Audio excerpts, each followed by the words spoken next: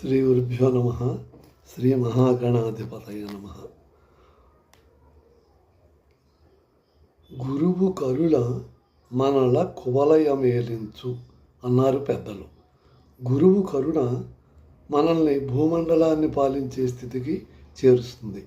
ఈ వాక్యంలోనే సద్గురువు ఎంతటి శక్తివంతుడో, ఆ మహనీయుని కరుణ ఉన్న స్థితి నుండి ఎంత ఉన్నత స్థితికి చేరుస్తుందో అర్థమవుతుంది.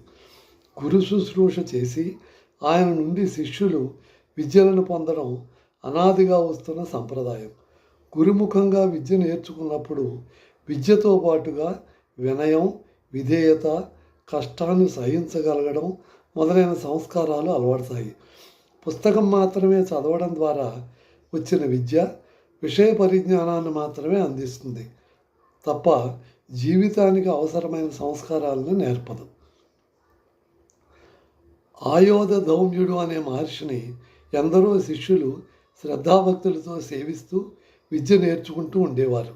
వారిలో ఆరుని, ఉపమన్యుడు, వేదుడు అనేవారు ముఖ్యులు. ఆరుని అంటే ధౌమ్యునికి ఎంతో ప్రేమ. దానికి కారణం అతని గుణగణాలే. అవి వర్ష ఋతువు గడిచిపోయి వానలు తగ్గుముఖం పట్టిన రోజులు. ఒకనాటి సాయంకాలం ఆకాశంలో నల్లని మబ్బులు ఏర్పడి ఉరుములు మెరుపులతో వాన కురవడం మొదలై కొంతసేపటికి ఉధృత రూపం దాల్చింది. ఈ వర్షం ఇలాగే కొనసాగితే పొలం గట్టు తెగి నీరంతా బయటకు పోవచ్చు. రాబోయే కాలంలో వర్షాలు పడకపోతే నీళ్లు లేక పంట ఎండిపోనవచ్చు. కాబట్టి పొలంలో నీళ్లు నిల్వ చేయడం మంచిది అని ఆలోచించాడు ధౌమ్యుడు.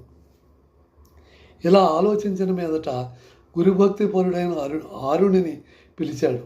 నాయనా, వర్షం అంతకంతకు ఎక్కువ అవుతోంది.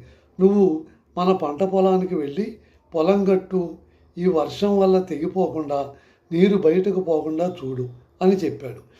గురువు ఆజ్ఞాపించగానే ఆరుని కుండపోతగా కురుస్తున్న వానను సైతం లెక్క చేయకుండా తడుస్తూ పొలం దగ్గరకు వెళ్ళాడు.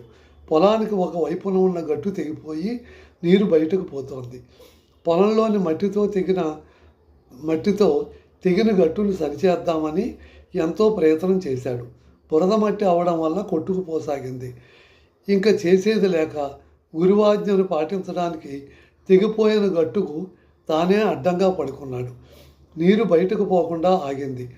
రాత్రంతా అలా కదలకుండా పడుకున్నాడు. చలికి అతని శరీరం కొయ్యబారిపోయినా పొలంలోంచి నీరు బయటకు పోకుండా ఆగిపోయిందని చాలా సంతోషపడ్డాడు. తెల్లవారింది. రాత్రంతా వర్షంలో తడవడం వల్ల, నీరసం వల్ల కదలకుండా అలాగే పడుకుండిపోయాడు ఆరుని. ప్రతిరోజు ఉదయం సంధ్యావందనం, పూజా కార్యక్రమం ముగిశాక శిష్యులందరూ వచ్చి గురు పాదాలకు నమస్కరించేవారు. శిష్యులలో ఆ రోజున ఆరుని లేకపోవడం చూసి అతన్ని గురించి వారిని వాకపు చేశాడు ధౌమ్యుడు. అంతకు ముందు రోజున వర్షంలో పొలానికి వెళ్ళిన అతడు ఇంకా తిరిగి రాలేదని చెప్పారు అక్కడున్న శిష్యులు. ధౌమ్యుడిగా ఆ మాట వినగానే ఒక్కసారిగా నెత్తి మీద పిడుగుపడ్డట్టయింది. తన ఆవు దూడ కోసం పరిగెత్తేటట్లుగా అతను పొలం వైపుకు పరిగెత్తాడు. శిష్యులు ఆయన వెనకే పరిగెట్టారు.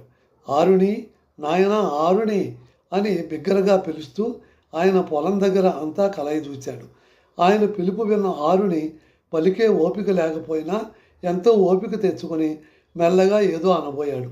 ఇంతలో అతనిని చూసిన గురువుగారు అవాక్కయ్యారు. తన మాటలు శాసనంగా భావించి నీటిని వెళ్లకుండా ఆపడానికి తెగిన గట్టుకు అడ్డంగా సొమ్మసిల్లి పడుకుని ఉన్న ఆరుడిని చూశారు. అతడి గురుభక్తికి చెలించిపోయారు గురువుగారు. ఆయన కన్నుల నుండి ఆనంద బాష్పాలు జలజలా రాలాయి. ఒక్క ఉరుకున ఆరుని దగ్గరకు వెళ్ళి అతి కష్టం మీద అతడిని లేవదీసి వాత్సల్యంతో గుండెలకు హత్తుకున్నారు. అతడిని ఆ స్థితిలో చూసి నోట మాట రాక నిశ్చేష్టులై నిలుచుండిపోయారు గురువుగారు. మిగిలిన శిష్యులు కూడా అదే పరిస్థితిలో ఉన్నారు. వారి సాయంతో ఆరుని నెమ్మదిగా వేరొక గట్టు మీదకి చేర్చాడు ధౌమ్యుడు. నాయనా, ఎందుకు ఇంత సాహసం చేశావు? మేము రావడం ఇంకొంచెం ఆలస్యం అయి ఉంటే ఊహించలేని విధంగా జరిగి ఉండేది అని ఎన్నో విధాలుగా అతడిని మెచ్చుకుంటూ ఆశ్రమానికి చేర్చారు.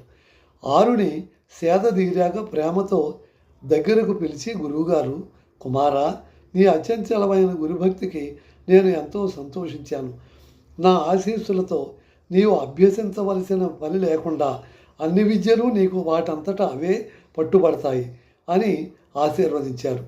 గురు కటాక్షాన్ని సంపూర్ణంగా పొందిన ఆరునికి సకల విద్యలు లభించాయి.